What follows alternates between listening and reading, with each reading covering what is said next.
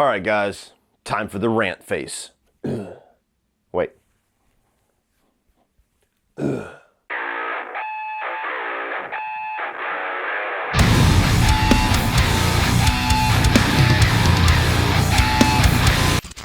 So Spider-Man 3 tells the story of Peter Parker as he is seduced by an evil symbiote while Harry Osborn tries to take his revenge and Sandman preys upon New York City. Well, we're here, everybody, the final chapter of the Raimi trilogy, and if you are just now joining me, I have already done full reviews for Spider-Man 1 and Spider-Man 2, and after this, next week, we're going to be talking about the two Amazing Spider-Man films right before I see Spider-Man No Way Home. So if you're a Spider-Man fan, check out those previous reviews, come back to this video, and be sure to hit that subscribe button so you don't miss anything in the future. Now, Spider-Man 3 is a complicated movie for me because as I've already stated in the previous two reviews, I absolutely love the Raimi trilogy. It's one of my favorite trilogies of all time, certainly one of my favorite comic book trilogies of all time. And Spider-Man 3 is a movie that certainly gets a lot more hate than it does love. But I have to be honest with you, it's one of those films that while I totally understand and totally acknowledge all of the flaws that bother all of you that are watching this video right now, it's one of those movies that I've always felt gets way too unfairly hated. Is it as good as the previous two movies? No.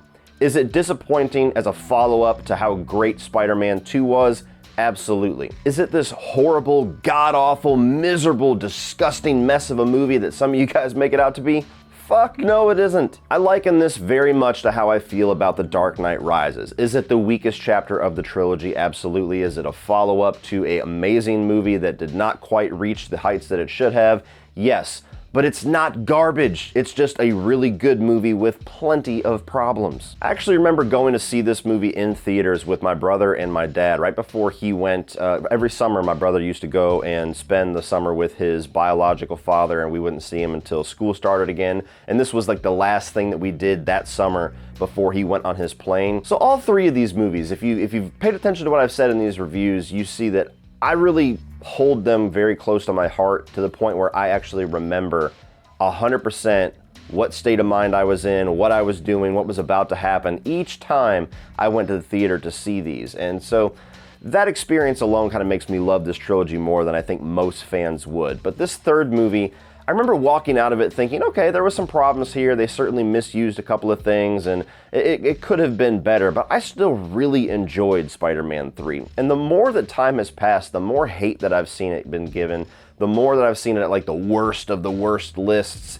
And every single time I revisit it, I'm curious whether or not I'm going to actually see that movie that everybody else sees for the first time. Is it finally going to be opened up? Is the nostalgia and the maybe fanboy blindness of this trilogy going to wash away this time, and I'm going to see this dumpster fire that everybody calls it? And it just never happens. It's a movie that I thoroughly enjoy and really look forward to when I rewatch this trilogy every single time. So starting off with the positives for Spider-Man 3, one of the main things that I always really appreciate about this chapter in the trilogy is that it's very thematically rich. This is a movie that talks about forgiveness. And in many different ways, Peter Parker has to learn, experience, and actually give forgiveness. You have Sandman, which, again, there's problems, I'm going to get into it, but the way that they introduce Sandman as the actual killer of Uncle Ben, and he's on this revenge kick to kill Sandman, and then by the end of the movie, understands why it happened and sympathizes a little bit and actually forgives the character. You have Harry Osborn, who's been on this bloodlust for Spider-Man for 3 movies now, and has to forgive his friend, has to forgive Peter for what he has done or even what he was accused of doing. And at the same time, Peter kind of has to forgive Harry for what he has done and for the attitude that he's been given and for the bloodlust and the attempted murder in this movie and all the different schemes that they go on. And even with him and Mary Jane, there's a lot of problems between both of them where they both kind of have to learn to forgive. And that's the note that the movie ends on when he goes and meets her in that bar and gives her the flower, and they kind of embrace in forgiveness. And this has always been a trilogy that's very emotional, and it's always been a trilogy that has been very well written as far as the story, and this certainly being the weakest of the 3 in that element. But the emotion and the theme of forgiveness is just a heartbeat that tells the story that this movie is at least attempting to tell and every single time that I watch it, I get the message that they're trying to give. And I've never been somebody that needs to have a theme or needs to have some kind of a message or some kind of an undercurrent in the story, you know, telling me something without telling me something. I've never needed that, but when a movie does do that,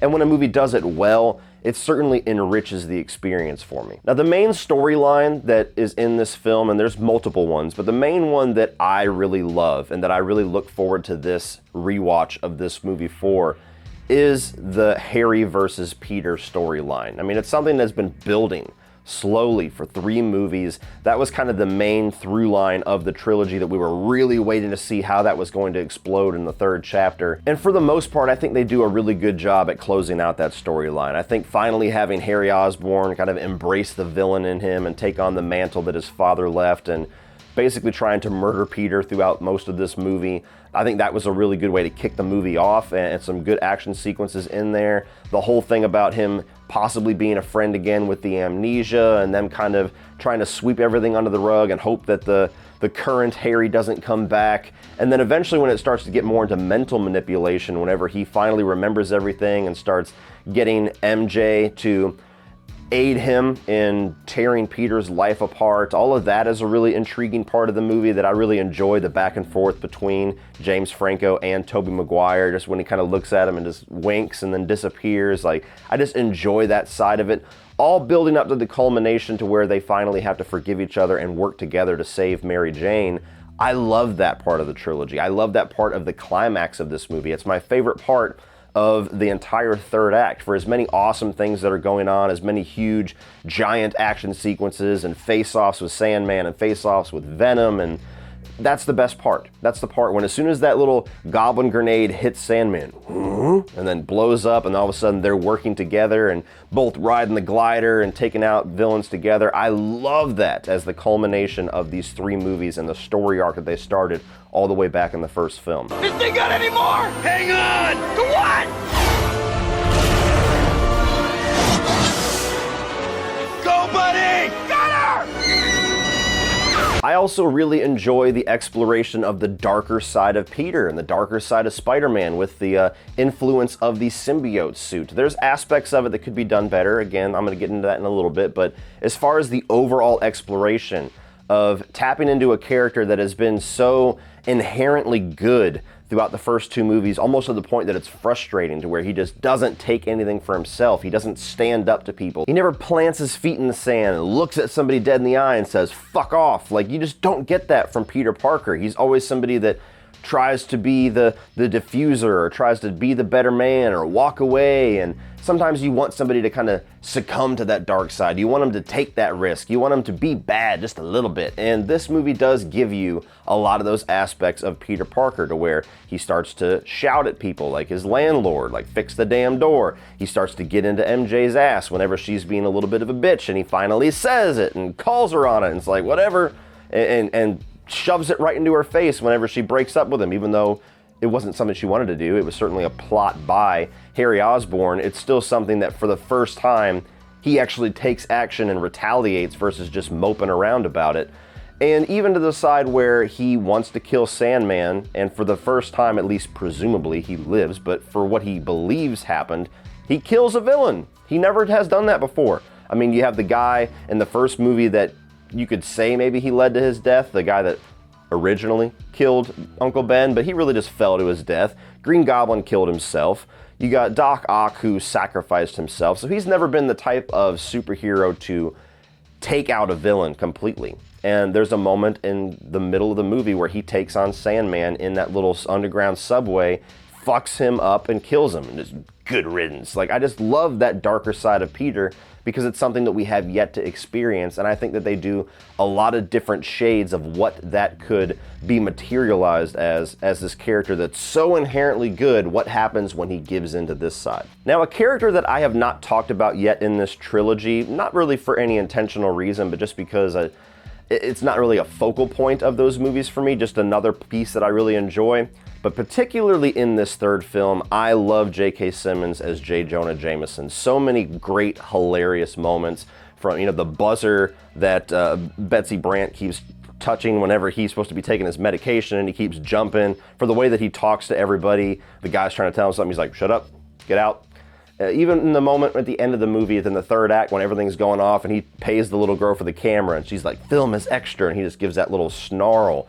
I just love this guy in this role. I mean, all throughout all three of these movies, he's had great standout moments. I probably should have mentioned them more in the previous two reviews, but just as a focal point for the trilogy, that is just an amazing standout side character that could be so irrelevant to the plot, could be such a throwaway presence in these movies, but he's such a standout because of that charisma that J.K. Simmons brings to the character. To the point where now we're getting the J. Jonah Jameson in the MCU, and they brought J.K. Simmons back because you just can't recreate that character. You just can't do it. So I love him, and I love so many of the standout moments that he is in this one as well. Hey, kid, you want a job? Why would I want a job? I'm just a kid. All right, how much for the camera? $100. $100? And this one ramps up the action a lot more from the second film too, which was a lot more dramatic than the sandwich chapters. The second one is certainly the one that slows it down and explores the characters a bit more. This one ramps the action back up, and there's a lot of great sequences. I've already mentioned a couple of them, but the subway fight with Sandman, even the first fight with Sandman whenever he's that pile of sand inside of that truck and he's realizing that he's really fighting a total supernatural enemy at this point. The fight between Harry and Peter, probably my standout sequence of the movie, where he meets him at his little lair or his penthouse, and they start fighting each other, and you got Dark Peter who's talking just as much shit to Harry as Harry's talking to him. Stings, doesn't it? Protected you in high school, now I'm gonna kick your little ass. Ooh, look at little Goblin Jr. Gonna cry? Love that entire sequence. The whole fight with Venom, for all the problems with Venom, I think that actual singular scene, that fight, whenever they're in that construction zone, you just hear the shrieks and Peter Parker's looking around and then eventually finds out the sound waves and how he defeats Venom, and then Eddie Brock jumps back in. All of that is just an amazing sequence to me. So many moments throughout this movie really do keep the action and keep the excitement high. And amongst all of the stories they're trying to tell, amongst all of the different plot lines, all the different details, all the different fan service that they're trying so hard to balance in this movie and not doing the most perfect job with it, the action sequences for me, for the most part, do still deliver. And one thing that I, over time, have enjoyed more about this movie, despite the fact that I, amongst a lot of us, would have loved to have seen what a Sam Raimi Spider-Man 4 would have been, and would have loved to have seen how the story could continue, and one of the reasons why all of us are so excited at the possibility that Tobey Maguire might be coming back in No Way Home, just because it feels like we want more of this character, more of this version, more of this universe. Despite all of that, I do feel like this is a nice closing chapter. I do feel like that it resolves most of the storylines that have been present throughout this trilogy. There's things that they could have developed. There's still some villains they could have introduced. Certainly Kurt Connors felt like a guy that they were teasing for a couple of movies that we never got to see his version of Lizard. But for the most part, when you get to the end of the movie, when Harry has sacrificed himself, when everybody has come to a bit of solace with their relationships and with their forgiveness and with their struggles that they've been having for 3 movies, and then you end on the note of Peter and Mary Jane kind of embracing in forgiveness, I feel like that really does cap off this trilogy in a good way, to where I'm satisfied. If Tobey Maguire doesn't come back in No Way Home, and never does, if we never get any follow-up to this franchise, to this universe, which is much more of a possibility now than I ever felt like it could be, I'm still content with this trilogy as a closed storyline. Moving on to the mixed aspects, one of the biggest ones for me is the character and the storyline regarding Sandman. Now, it is a very well-known fact that leading into the production of this third movie, after the huge success of the previous 2, Sony was dead set on Venom being the central villain for the third film. And Sam Raimi was dead set on Sandman being the villain for the third film. And after a lot of fighting and bickering and bitching and complaining, they eventually compromised and decided to do both. And I think that Sandman, of the 3 villains and of the 3 storylines here, is the one that you could most easily get rid of. Even if they really wanted to go forward with the whole theme of forgiveness, I think that theme is strong enough just with the Harry Osborn and Peter Parker storyline that you don't need that extra element of Sandman to get that whole point across by the end of the film. Now, I like the portrayal of Sandman. I like the action sequences. I think that the special effects regarding the sand and all of that actually hold up pretty well. It was never the most amazing CGI, but I don't think that it's bad either. It never takes me out of the movie. And overall, by the end of it, I'm satisfied with the way that they use Sandman. But the whole thing about retconning who killed Uncle Ben just to kind of force an angle for forgiveness, I think really makes my point clear that you could delete Sandman from this movie entirely, strengthen the other two villains, the other two storylines, and this would have been a damn good third chapter for most people that watched it. So despite the fact that I enjoy the way that they used him, and I'm never really mad that he's there, and I never like groan, like why are we focusing on this guy? Flint Marko and Sandman are just a character that don't really feel necessary in the way that they decided to utilize him. The other mixed element is the entire middle of this film when James Franco, Harry Osborn, is going through this movie amnesia, to where conveniently he gets hit on the head and remembers nothing that is relevant to the struggle of the movie and just deletes everything all the way back to the point before anything important happened, to where we're all good, it's all hunky-dory, we're all friends. Now, I think it's incredibly convenient and incredibly contrived in a writing standpoint to do that to the character, and it just kind of delays the inevitable with what's going to happen with this character anyway and doesn't feel 100% necessary. At the same time, I do enjoy having good guy James Franco back and having the interaction that he has with Peter, having the interaction that he has with Mary Jane to where they all feel like friends. I enjoy that side of the movie. So if they could have just come across in a better way, a less contrived way, I probably would accept that a lot more. But I even think that there's a way that they could have done this storyline to where Harry Osborn doesn't take the super serum and doesn't become full-on villain until halfway through the movie. You could have had him to where he starts to become friends and maybe starts to understand Peter and Spider-Man and starts to hang out with him and Mary Jane a little bit more, despite it being a struggle for him. But getting that conversation out that never happened, that frustrated me in the second film, to where Peter Parker says, dude, your father was the Green Goblin. Your father was a murderer. He was trying to kill a bunch of innocent people, and I didn't even kill him. He killed himself. Like, believe me, I'm your friend. I'm your brother. I wish we could have gotten that.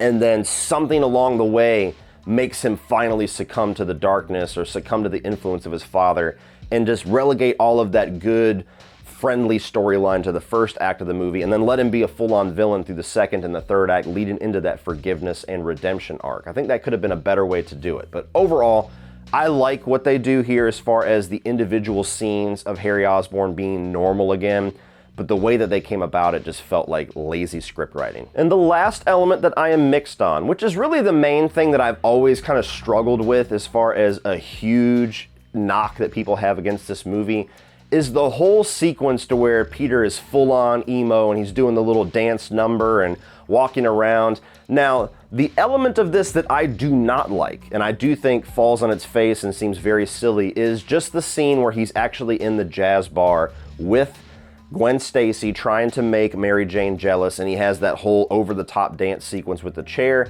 That part is stupid. Now dig on this.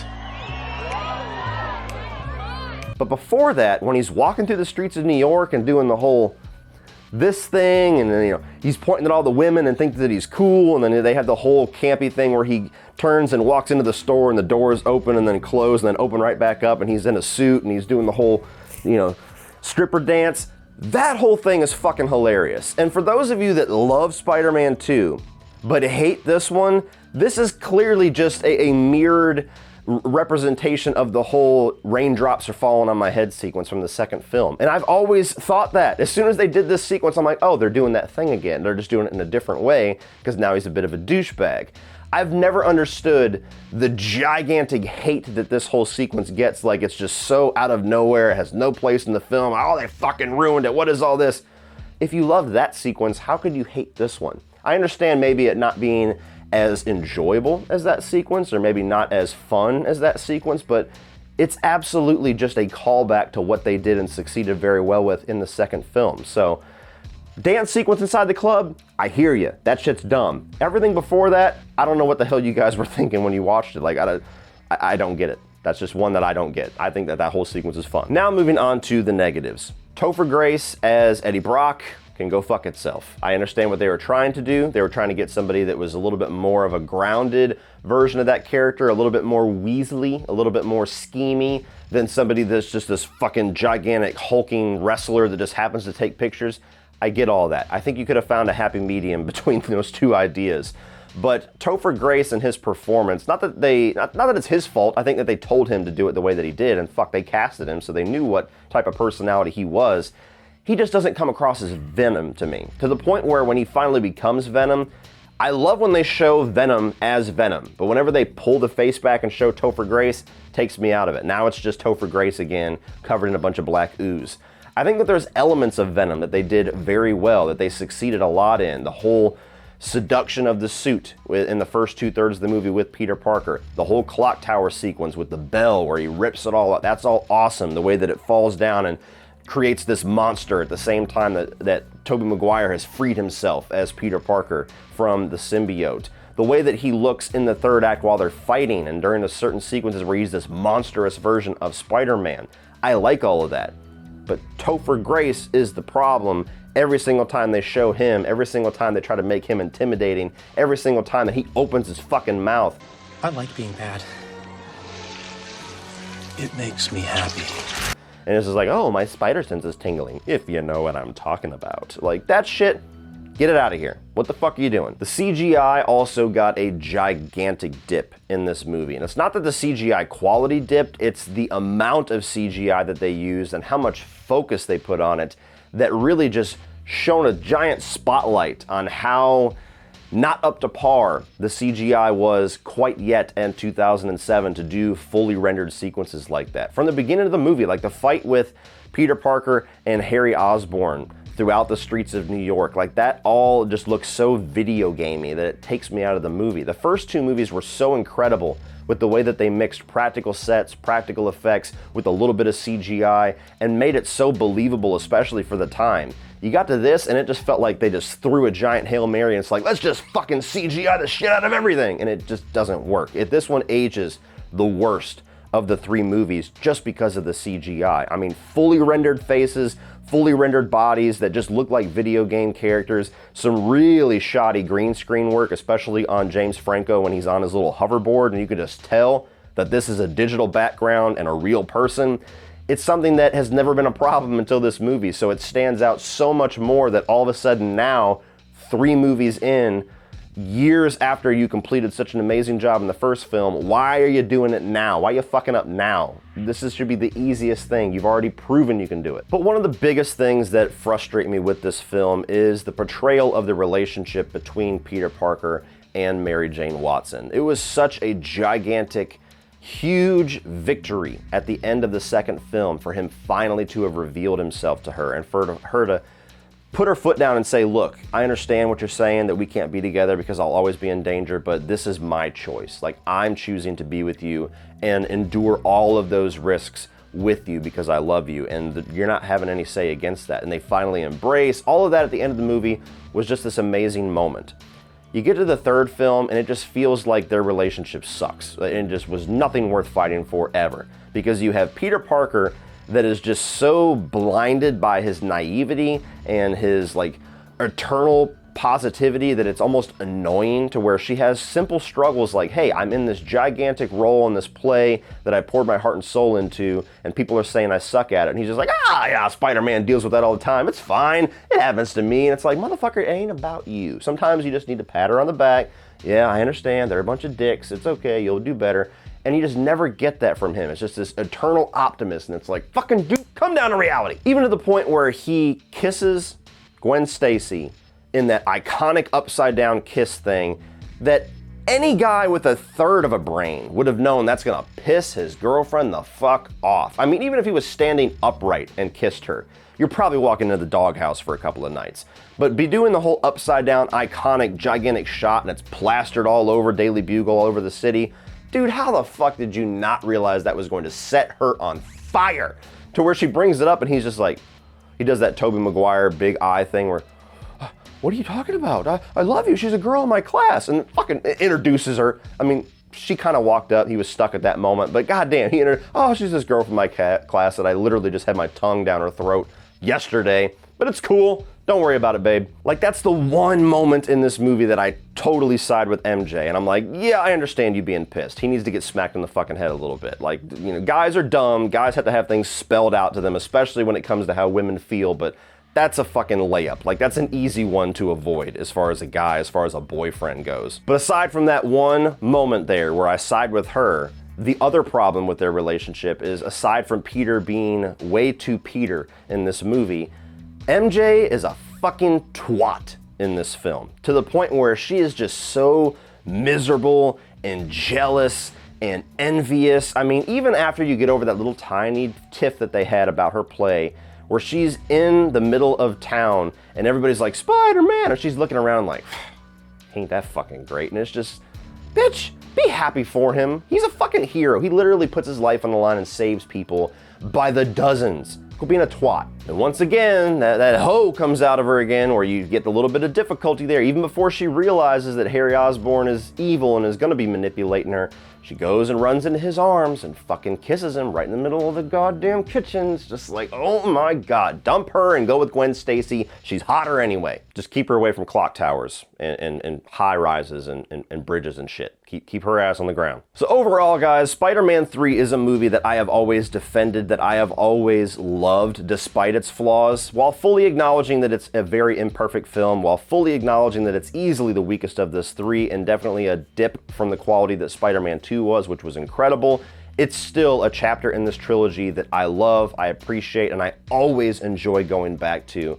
And it's always been one of my favorites for all of those huge, standout, iconic moments, despite all the stupid shit that is in the script writing of this movie and that constant fucking tug and pull and compromise between director and studio when they clearly should have gotten on the same page from the get. But then Sony, that just becomes a bit of a habit for them throughout this franchise until the MCU stands their ground and says, bitch, shut up. This is what we're doing. So if you have loved this trilogy so far, maybe temper your expectations down for how flawless the third film could possibly be. But I think most people, if you walk in with modest expectations, will really enjoy most of the closure that we get from this third chapter. So while I know I'm in the minority, to me, this is still a classic and is worth being on your shelves. So go out and buy it. So what do you guys think of Spider-Man 3? I know most of you watching this have no idea what I'm talking about, think it's the worst thing ever, it's all I ever hear in regard to this movie. But if you're somebody that can be a little bit more objective about it, what do you like about this movie and what are its biggest flaws for you personally? Where do you think it could have helped? Do you think yanking Sandman out of here would have made it better, or do you think yanking Venom in the black suit would have been better? What did you want to see? Sandman third chapter or Venom third chapter? Answer all those questions down below as we close out the Raimi trilogy and move forward on to the Mark Webb films, which is going to be a couple of very interesting reviews. So thank you guys for watching. As always, please like and share this video. Hit that subscribe button if you are a Spidey fan and you want to see all of my thoughts going on with this franchise, as well as hopefully the awesome chapter that is Spider-Man No Way Home next week. Thank you guys for watching as always, and remember, opinions are like assholes, but that doesn't mean that you have to be.